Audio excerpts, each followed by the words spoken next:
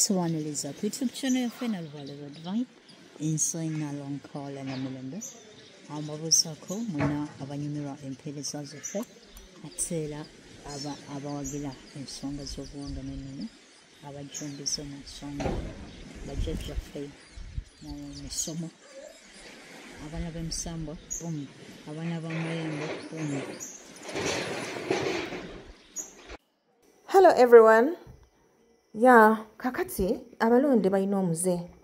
Nagenda nga annyonnyola ono amatiza oli. Lekera okugenda ng'onnyonnyola abantu ky'oliko kubanga tebakitegeera. Ekikulu tugenda netandika okukola ensonga zino ne tubaako amazima ge tutegeera. Ne tutegeera nti bali bamagulu meeru baatuubisa, ne tutegeera nti bajjajjaffe baatulugunyizibwa, ne tutegeera ebintu bingi ebikwata ku ggwanga lyaffe.